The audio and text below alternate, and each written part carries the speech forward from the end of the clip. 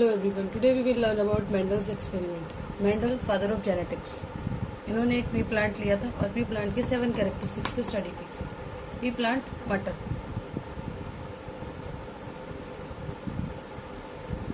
Pre plant क्यों लिया? क्योंकि उसकी लाइफ साइकिल बहुत ही स्मॉल है, बहुत ही शॉर्ट लाइफ साइकिल है और उसके कैरेक्टरिस्टिक्स को स्टडी करना बहुत ईजी है. उसने उसके 7 कैरेक्टरिस्टिक्स की स्टडी की थी. प्लांट का साइज लिया था कि साइज कैसा है, टॉल है, शॉर्ट है.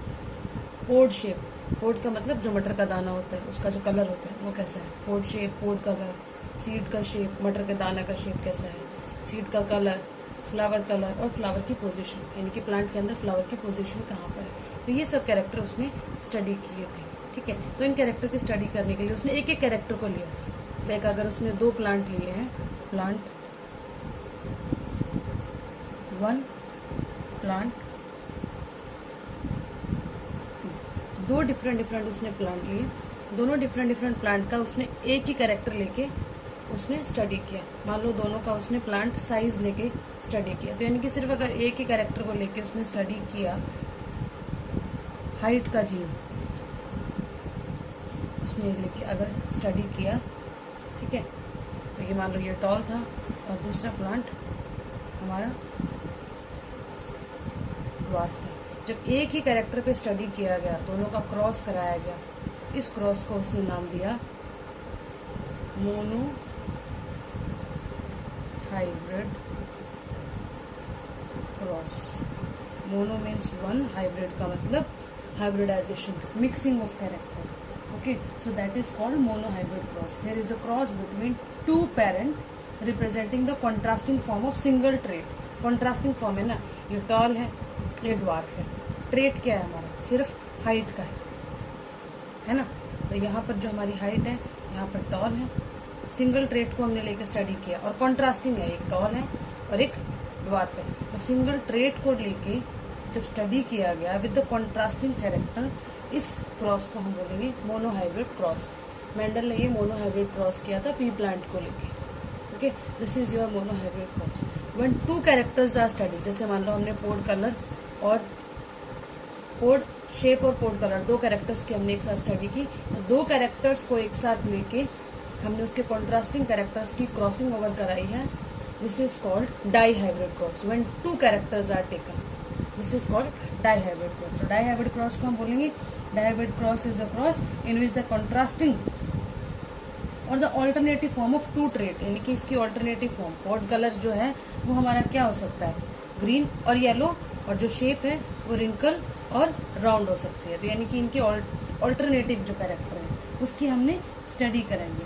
सो this is called die hybrid cross. Di का मतलब 2 कैरेक्टर. जब एक कैरेक्टर की स्टडी हो that is called mono hybrid cross, और जब 2 कैरेक्टर की स्टडी हो डाई हाइब्रिड क्रॉस. अगर 3 कैरेक्टर की स्टडी की जाए एक बारी में तो trihybrid cross. So this is the cross. इन दोनों की क्रॉस करके उसको पता चला कि नेक्स्ट जनरेशन में क्या ट्रेट अपने आप को प्रेजेंट कर रहा है, कौन सा ट्रेट डोमिनेंट है. ठीक है, सो ये था मेंडल का experiment.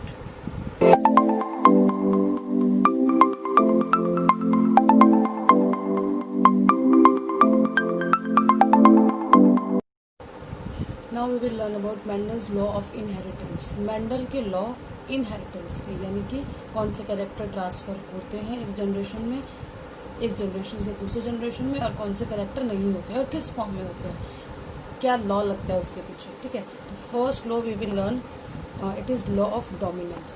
As we all know, dominance क्या होता है, डोमिनेंट क्या होता है, वो जीन जो अपने आप को नेक्स्ट जनरेशन में एक्सप्रेस कर पाता है, that is called dominant gene. So according to law of dominance होता क्या है. ठीक है, first lesson carefully. When 2 homozygous individual, हमारे पास 2 होमोजाइगस इंडिविजुअल है. मान लो मेंडल ने 2 पी प्लांट लिए थे, होमोजाइगस इंडिविजुअल है, तो ये होमोजाइगस है कंडीशन. ठीक है, और ये भी होमोजाइगस कंडीशन है. मान लो ये पेरेंट 1 था हमारा,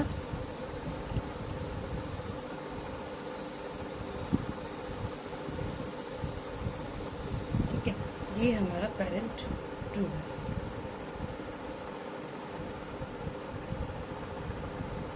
ठीक है, 2 होमोजाइगस. होमोजाइगस है ना, when both the allele are identical. Homozygous का मतलब ये होता है. तो ये दोनों होमोजाइगस है, ये दोनों अलील एक जैसे हैं, स्मॉल स्मॉल, और ये दोनों capital capital when two homozygous individual with one or more set of contrasting character, means हमने सिर्फ एक ही कैरेक्टर लिया है, हमने हाइट का जीन लिया है। किस चीज़ की स्टडी लेके कर रहे हैं, मान लो कि हमने एक हाइट का जीन यहाँ पर लिया है, ठीक है, इट इज़ एन एग्जाम्पल। हमने हाइट का जीन यहाँ पर लिया, ये प्लांट 1 का हाइट का जीन था जो कैपिटल टी में था, होमोजाइगस में था, इसका मतलब ये डोमिनेंट था क्योंकि डोमिनेंट को हम कैपिटल से डिनोट करते हैं, ठीक है। दूसरा प्लांट था उसमें होमोजाइगस था, रिसेसिव फॉर्म में था, ठीक है। और जब इनका क्रॉस किया जाए, अब इनका हम क्रॉस करवाते हैं, ठीक है, इन दोनों का क्रॉस कराया तो ये हमारा टी अलग से निकल के आया, ये टी अलग से निकल के आया, फिर ये स्मॉल टी अलग और ये स्मॉल टी अलग, ठीक है। तो क्या करेंगे, अब इनके बीच में क्रॉसिंग ओवर होता है तो ये टी इसके साथ जाके क्या बनाता है, कैपिटल टी स्मॉल टी बनाया इसने इसके साथ जाकर क्या बनाया, कैपिटल टी स्मॉल टी। ये हमारा इसके साथ जाकर क्या बनाता है, कैपिटल टी स्मॉल टी, है ना। और ये हमारा इसके साथ जाकर भी कैपिटल टी स्मॉल टी बनाता है, ठीक है। यानी कि चारों के चारों हमारे क्या थे, सबका रेशियो क्या है हमारा, चारों के चारों हमारे क्या है, capital T small T, capital T small T, capital T small T, capital T small T, चारों के चारों हमारे कैपिटल टी स्मॉल टी। इसका मतलब अब ये देखो, ये हेट्रोजाइगस कंडीशन आई, एक टॉल है और एक ड्वार्फ का जीन है, तो ये अपने आप को एक्सप्रेस कर पाएगा। तो हमारे चारों के चारों जो पॉसिबिलिटीज़ हैं F1 जनरेशन के अंदर, ये आपकी क्या है, F1 जनरेशन, ठीक है। इसको हम बोलते हैं F1 जनरेशन, फीलियल जनरेशन जिसको हम बोलते हैं। तो अब ये देखो ना, लॉ ऑफ डोमिनेंस के अकॉर्डिंग क्या हुआ, दो हमारे होमोजाइगस पेरेंट थे, ठीक है, जो कि एक कैरेक्टर के लिए कॉन्ट्रास्टिंग कैरेक्टर दोनों के पास था। एक कैरेक्टर हाइट का, दो पेरेंट में उसका कॉन्ट्रास्टिंग कैरेक्टर है, हाइट का कॉन्ट्रास्टिंग कैरेक्टर, टॉल और एक ड्वार्फ, ठीक है। तो two homozygous with contrasting character when cross together, ठीक है, the character which appear in the F1 generation is said to be the dominant one. तो यानी कि कौन सा कैरेक्टर आया था, हमारा टॉल आया था। तो यानी कि हमारे लॉ ऑफ डोमिनेंस के अकॉर्डिंग जो कैरेक्टर अपने आप को नेक्स्ट जनरेशन में एक्सप्रेस कर पाता है वो हमारा क्या होता है, डोमिनेंट जीन होता है, ठीक है। In F1 generation hybrids are dominant, those which do not appear in F1 generation is recessive. यानी कि जिस कैरेक्टर ने अपने आप को F1 जनरेशन में प्रेजेंट किया, यानी कि टॉल ने अपने आप को प्रेजेंट किया, तो इसको हम डोमिनेंट बोलेंगे, और ड्वार्फ ने अपने आप को प्रेजेंट नहीं कर पाया तो इसको हम बोलेंगे recessive. So this is Mendel's first law of dominance. Once again, what is law of dominance? When two homozygous individuals are crossed with contrasting character, contrasting का मतलब एक टॉल है एक ड्वार्फ है, and cross together, क्रॉस करवा दिया हमने दोनों को, है ना, एक टॉल को और एक ड्वार्फ को क्रॉस करा दिया। फिर F1 जनरेशन में जिस कैरेक्टर ने अपने आप को प्रेजेंट किया, किसने किया, टॉल ने किया, वो डोमिनेंट है, जिसने नहीं किया वो रिसेसिव है। This is law of dominance.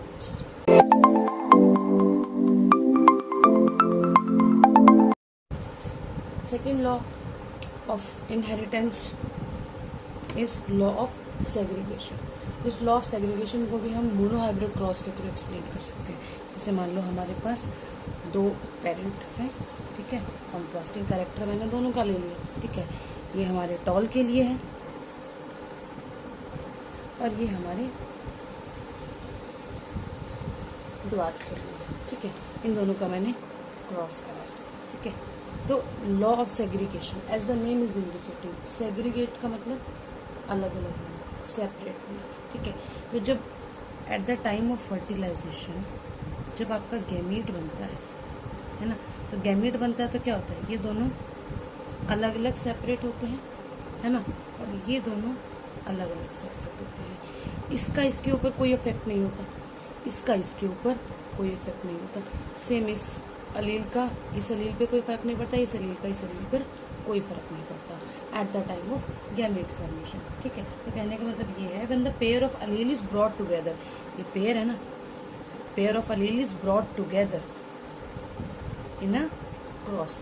There are two pair of allele. When they brought together in a hybrid, okay, the member of the allele remain together without mixing or without any kind of disturbance. ठीक है, and they separate from each other when the hybrid form gamete. जब gamete बनते हैं तो ये दोनों के दोनों क्या करेंगे, अलग अलग सेपरेट होता है. ये देखो, ये अलग सेपरेट हो गया, ये अलग सेपरेट हो गया. ठीक है ना. इसने इसके साथ मिक्स करके क्या बनाया, कैपिटल टी स्मॉल टी. अब इसका इससे कोई लेना देना नहीं था ना. ठीक है, तो आपका लॉ ऑफ सेग्रीगेशन सिर्फ यहीं तक है कि ये दोनों के दोनों विदाउट मिक्सिंग एक साथ आते हैं. ठीक है, इनका आपस में कोई मिक्सिंग नहीं होता और आपस में डिफरेंट हमारे क्या बनाते हैं, गैमीट बनाते हैं. इसने इसके साथ मिलके ये बना लिया. ठीक है, इसने इसके साथ मिलकर ये बना लिया, है ना. इसने इसके साथ मिलकर क्या बना लिया, ये देखो हमारे गैमीट ही तो बन रहे हैं यहाँ पर. इसने इसके साथ बना लिया, अब इसने भी इसके साथ मिलकर ये बना लिया. यानी कि इसका इसके ऊपर कोई इफेक्ट हुआ नहीं. मान लो कि इसके ऊपर मैं एक निशान लगा देता हूँ, ये कोई डिजीज था इसके ऊपर. ठीक है, इसके ऊपर कोई डिजीज था. ठीक है, इस डिजीज को मैं ऐसे हाईलाइट कर देता हूँ. ठीक है, इसके ऊपर एक डिजीज था, तो ये टी कहाँ गया, ये टी यहाँ गया, ये डिजीज था. ठीक है, ये डिजीज वाला यहाँ पर है, ये डिजीज वाला यहाँ पर है. जब ये एक बार इसके साथ हुआ था और एक बार इसके साथ गैमीट बनाया था, तो यानी कि देखो इसने, है ना, तो इसका जो डिजीज था इस एलील के ऊपर, इसने इसको कोई फर्क नहीं पड़ा इसके ऊपर, है ना. तो कोई मिक्सिंग नहीं हुई, ये दोनों अपने आप आपस में सेपरेट हुए. ठीक है, और इन्होंने गैमीट बना लिया. तो this is law of segregation. तो लॉ ऑफ सेग्रीगेशन यही कहता है, when the pair of allele brought together in a hybrid, the member of the allele remain together, okay, without mixing and without mixing, there is no mixing. ठीक है, and they form the gamete. This is law of segregation.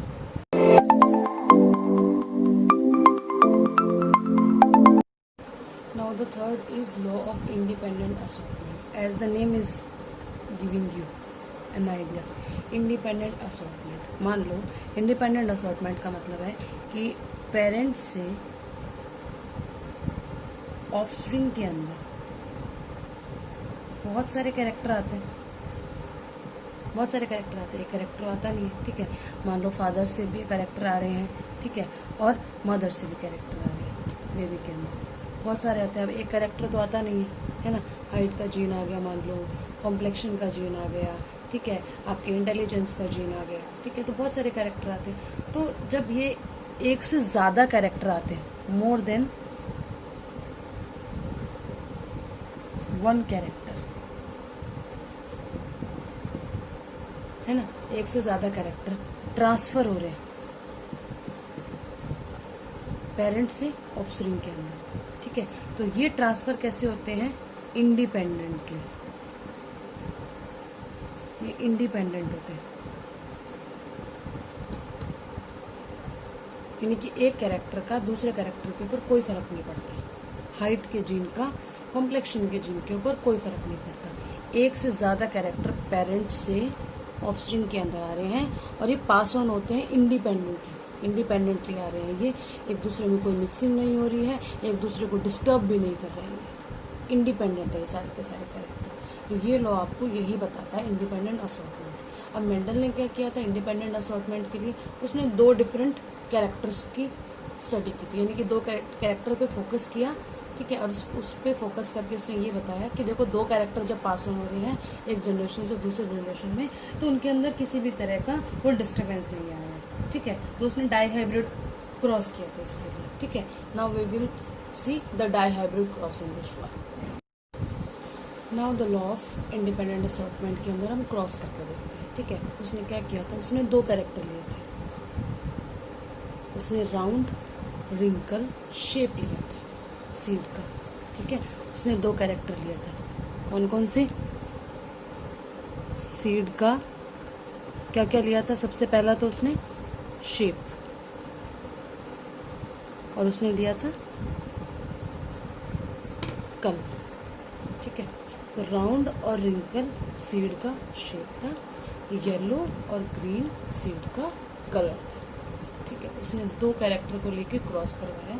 This is your dihybrid cross. अगर exam में पूछा जाता है कि dihybrid cross explain कीजिए, तो आप ये क्रॉस भी बना सकते हैं उसके अंदर। ठीक है, तो उसके अंदर अब क्या होगा, अब देखो eight the time of gamete formation क्या होता है, कैपिटल आर जो पेयर है उसमें से सिर्फ एक ही जाएगा, है ना। ये कैपिटल वाई उसमें से एक यही जाएगा।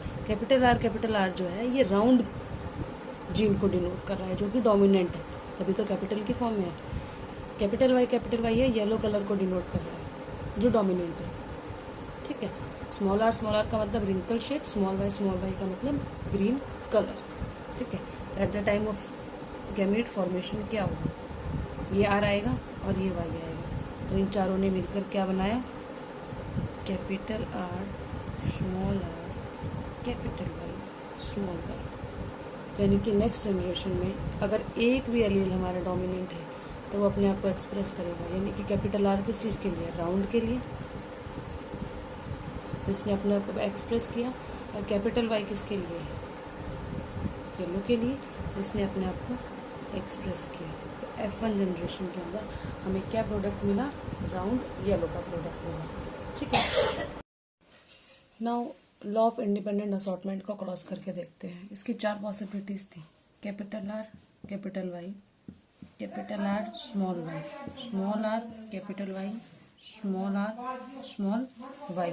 इसका इसी के साथ जब क्रॉस होगा, सेम टू सेम इसके साथ जब क्रॉस होगा, तो ये आपका F2 जनरेशन चेक करने के लिए क्रॉस होगा। ओके, ये मेल है ये फीमेल है, तो यानी कि हमने इनके बीच में क्रॉस करवा के देखा, तो इन दोनों के बीच का क्रॉस क्या बनेगा, पहले ये जो आपका है कैपिटल आर कैपिटल वाई, इन चारों के साथ क्रॉस करेगा। Capital R capital Y capital Y, again capital R capital Y small Y, फिर इन दोनों का capital R small R capital Y, फिर इन दोनों का capital R small R capital Y small Y. Now इसका इन चारों के साथ होगा capital R capital Y small Y, capital R small Y capital R small R capital Y small Y, capital R small Y small Y, capital R small R capital Y capital R small R capital Y small Y, small R capital Y small R capital Y small Y, capital R small R capital Y small Y, capital R small Y small Y, small R capital Y small Y, small R small Y small Y. अब इन चारों का हम ratio देखते हैं, किसमें capital R capital Y है, कितनों में कैपिटल आर और कैपिटल वाई देखना है, बाकी से मतलब नहीं है। एक कैपिटल आर है एक कैपिटल वाई है, 1 2 1 2 3 4 5 6 7 8 9 9। अब हमें देखना है कैपिटल आर स्मॉल वाई कितनों में है, तो जो हम पहले सेलेक्ट कर चुके हैं इनको छोड़ देंगे। अब capital R small Y capital R small Y capital R small Y capital R small Y capital R small Y 3। Small R capital Y कितनों में है,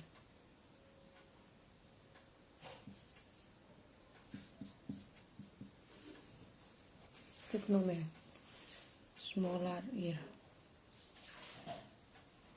small R capital Y small R capital Y small R capital Y 3 में है।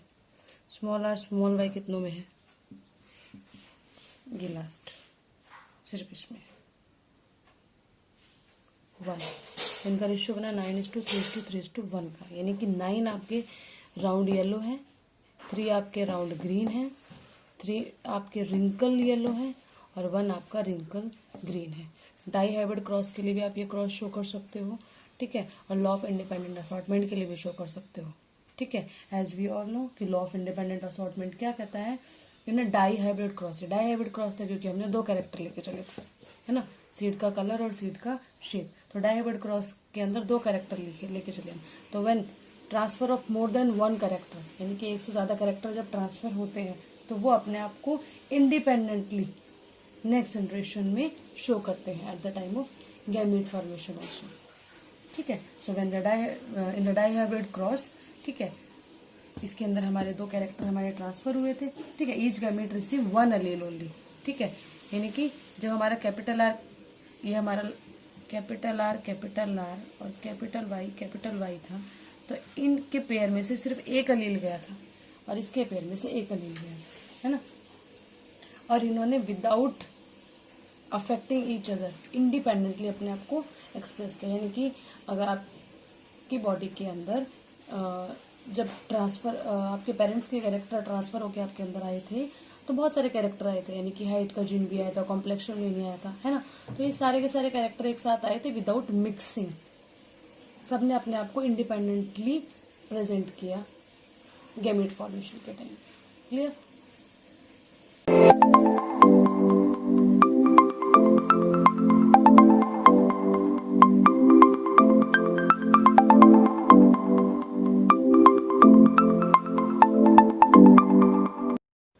Now we will learn about sex determination in human being. Sex determination का मतलब है sex find out करना, either male और फीमेल बेबी इज देयर, ठीक है। Before that we should know that there are 23 pair of chromosome present in our body. How many pair? 23 pair of chromosomes. 23 pair का मतलब है 46 chromosome.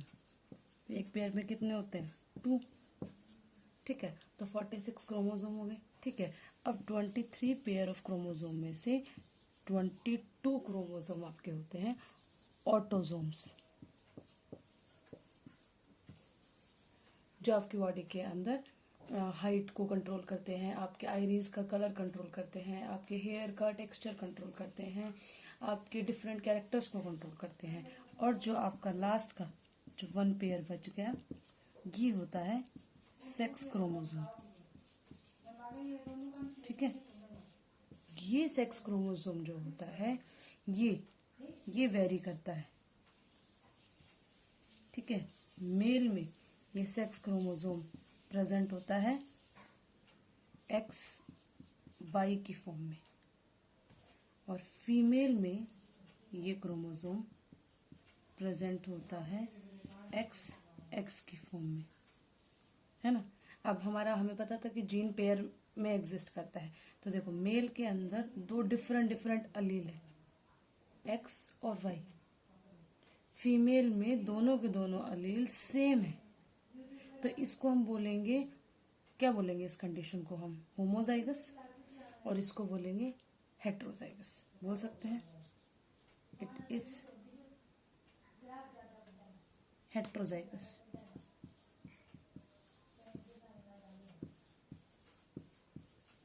ठीक है। और ये आपका है होमोजाइगस। तो यानी कि ह्यूमन बीइंग के अंदर मेल आपका हेट्रोजाइगस होता है और फीमेल आपकी होमोजाइगस होती है। Now see what happen at the time of fertilization. Fertilization के टाइम पर क्या होता है? मेल और फीमेल,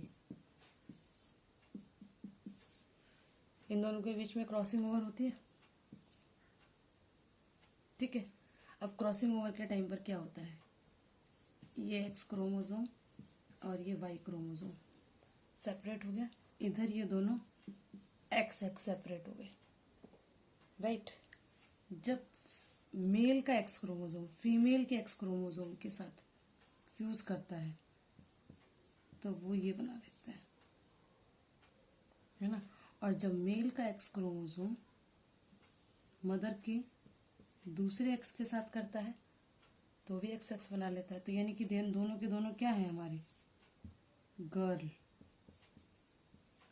बेबी गर्ल। जब मेल का वाई क्रोमोसोम फीमेल के एक्स के साथ फ्यूज करता है तो वह एक्स वाई बनाता है ना, एक्स वाई। तो यानी कि ये दोनों के दोनों आपके बॉय है।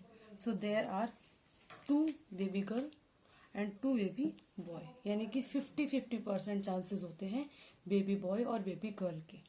ठीक है, अब आपको लिखना कैसे होता है इसको पेपर में। ठीक है, there are 23 pair of chromosome in our body. ठीक है, out of 23, 22 are autosomes, 1 pair is sex chromosome. In the male the sex chromosome is present in the form of XY. It is heterozygous because 2 different allele are there. In the female it is homozygous because only one type of allele is there. एक ही तरह का, सिर्फ x ही type का है दोनों के दोनों। तो यानी कि it is heterozygous. At the time of fertilization when there is a fusion between XY and the XX, when the X chromosome of male fuses with the X chromosome of female, it form XX, and when the Y chromosome of the male fuses with the X of female, it form the XY. यानी कि basically father is responsible for baby boy और baby girl. अगर father का x mother के पास तो सिर्फ एक ही तरह का है, अगर फादर का एक्स मदर के एक्स के साथ फ्यूज होता है तो एक्स एक्स बनाएगा यानी कि बेबी गर्ल। पर फादर का वाई जो है अगर वो मदर के एक्स के साथ फ्यूज होता है तो वो एक्स वाई बनाएगा और बेबी बॉय होगा।